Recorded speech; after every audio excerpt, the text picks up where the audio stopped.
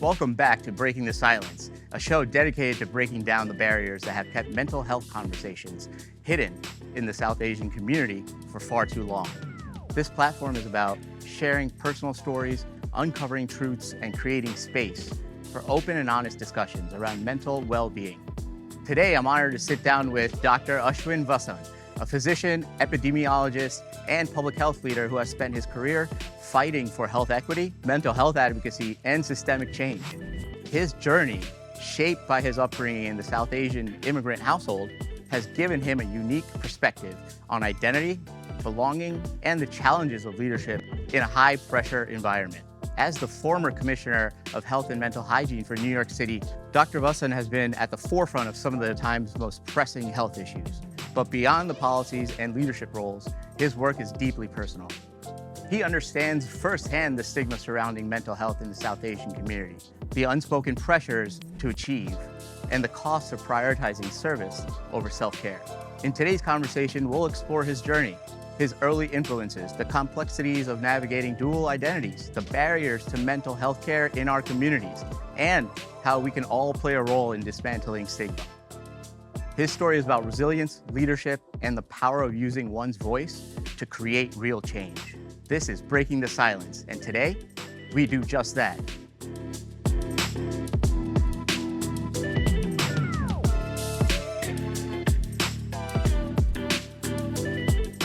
Before we dive into today's conversation, I want to take a moment to acknowledge our incredible venue, Ruba Club. Located in the heart of Philadelphia, Ruba Club is more than just a music venue. It's a space that brings together artists, creatives, and communities. With its rich history and vibrant atmosphere, Ruba Club has long been home for self-expression, storytelling, and meaningful conversations. That's why it's the perfect setting for breaking the silence. Here, we're creating space for open, honest discussions on mental health conversations that, much like music and art, have the power to move and inspire. A big thank you to Ruba Club for hosting us. Now let's get into today's episode.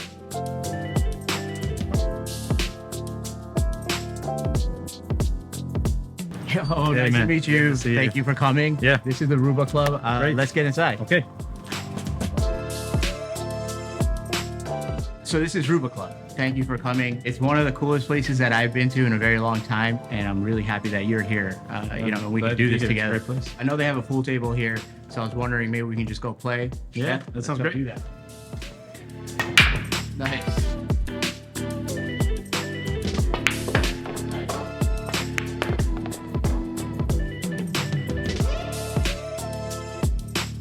Thank you for being here again. And a lot of these conversations don't happen in our community. Yeah. And this is our chance to show the world that it can be done, and it's really easy. So let's go do that. Sounds good. So thank you for being here again. Yeah, it's great to be here. Ready to get into some of your journey and learn a little bit more about you. Yeah. I'm very glad to be here. Can you share some insights about your childhood and early life? What experiences or values shaped the person you are today? Oh, gosh. I did a lot of the typical things that kids do. I played Little League, I played soccer, I did all the things that kids do to try to fit in, and I had fun. I loved doing it. But there were always moments where it was clear I wasn't like the other kids. Small things, right? Like what kind of lunch you bring to school. Right. I definitely knew early on that I wasn't going to bring Indian food to school. Yeah, 100% not. Right? Yeah. It just wasn't okay. You just wanted to fit in and be thought of as the same as everybody else. So while we at home practiced our culture, we didn't wear a lot of that visibly, right? Because we didn't think that's what you did at that time. So I'm sure that had an impact on me. I know it had an impact on me. Right. I'm glad that kids growing up now maybe feel more liberated. It's a little different now. I be feel themselves. the way that you grew up. Where'd you grow up? I was born in Parsippany, New Jersey, and I lived there literally for the majority of my life. And I went through some of the same struggles that you were kind of talking about. Not struggles, but just some of what it was. We try to fit in and assimilate immediately. I don't know that I felt bad about it at the time. I wonder what my parents felt, that they had to sort of see that and assimilate. But part of me felt like, okay, well, that's what every other kid is doing, so I got to do that I too. do the same thing. So let's talk about your public service. What inspired you to pursue career in public health and medicine? Was there like a pivotal moment that solidified it? Well, I think it was a lot of small moments. Okay. You know, my mother was a physician. Right. And I spent a lot of time with her. I just spent a lot of time around those institutions, around academic medical centers, and I felt a real sense of respect for what she did. And I saw the way others treated her with respect and what it meant when she put on that white coat. Also, you know, my father was an engineer, but really, he was expansive in his worldview. You know, he a student of history, a student of culture. Visionary. Really just always was outward looking. Yeah. And public health for me was a beautiful discovery because it was very much a convergence of those big principles, sociological principles, economic principles, but how they converge on health, health of people and communities. So for me, public health was a perfect kind of amalgam of good marriage of what my mom's teachings and my dad's teachings into one career. And then I pursued medicine. I had a good reason why. I wanted to really help people.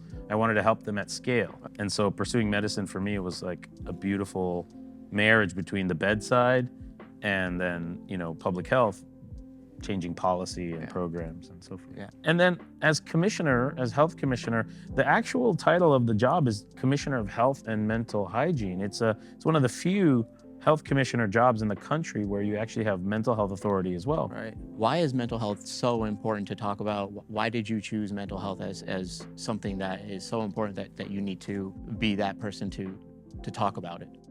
Mental health has impacted my life, my family's life in very important ways. You know, I've had family members who live with mental illness. I lost my uncle when I was 10 to suicide. Wow. So personally, mental health has had a huge impact, and being able to just sort of name that and own that has been very powerful for me. And it's like so many families, even if it doesn't impact you directly, it impacts you. Thank you for being so open and honest about that. Not a lot of people talk about their personal family and really dive into you know, the past. I mean, the question I would ask anyone, what do you have to lose? That's true. Right? You're holding on to so much, bearing it, processing it alone, or processing it in private. But there are so many people out there struggling the same way. You can help a lot of people by opening up. Yes. And I say that to leaders too, you know, leaders of institutions and elected leaders who have been brave enough to say, hey, I'm a human being, I struggle with my mental health. And the more we can bring that to our public life, the more normalized we can make this. So it's not, and that's the only way that stigma and shame get chipped away. Correct, yeah. Why do you think mental health remains stigmatized in the South Asian community? I think in our culture, a lot of us still see mental health as a personal issue, and therefore if you have mental health struggles as a personal failing or a personal character flaw. And I think we all know that that's not the case. It's a condition, it's a set of conditions. It is something to be taken seriously and addressed through open treatment, communication, counseling, medication in some cases, but not something to be stigmatized and pushed under the rug. But when you treat it as a character flaw, it becomes easy to blame the victim. I think the other piece that is sort of churned up for South Asian families and communities is that it elicits in us a lot of shame. Because if it's a personal flaw, what comes up for a lot of people is, what did I do wrong? We're focused a lot on success. We're focused a lot on achievement. You know, South Asian Americans are the most economically strong, wealthiest minority population in the country. With that comes a lot of pressure that we put on ourselves, we put on our children, we put on our community to be perfect and to not lift up our flaws, but only talk about our strengths. I think talking about it is essential. And it's really important that leaders talk about it. That's exactly right. Not to bury it under the rug, but to actually bring that to your work. One of the things I'm most proud of that doesn't get talked about a lot is the work that we did in New York on workplace wellness, workplace well-being. We built a whole new unit at the organization in the city to focus on workplace mental health. Okay, that's Not great. only increasing access to care, but creating the kind of training, education, support for leaders in the organization to support their teams, to talk about mental health, to address their mental health, and to support one another. Yeah, I think as a leader, that's one of the most important things, is to ensure your team is fully there, healthy, and ready for whatever that needs to be done, and happy as well, right? So Yeah, I mean, we spend so much of our time, our waking hours at work. yeah, And too often, organizations are places that actually make our mental health worse. yeah, Because leaders aren't making that central to their leadership. But what's clear is over time, more and more organizations, more and more sectors are understanding that this is a part of the bottom line. It's good for business because you need happy employees, you need happy customers, clients, people you're serving, and you need to be paying attention to the environments in which you deliver your services or do your work. Our brains and our bodies are connected. yes, And it's abundantly clear that you can't be physically well and mentally unwell, and vice versa. You can't be mentally well and not take care of your physical correct, yeah, body.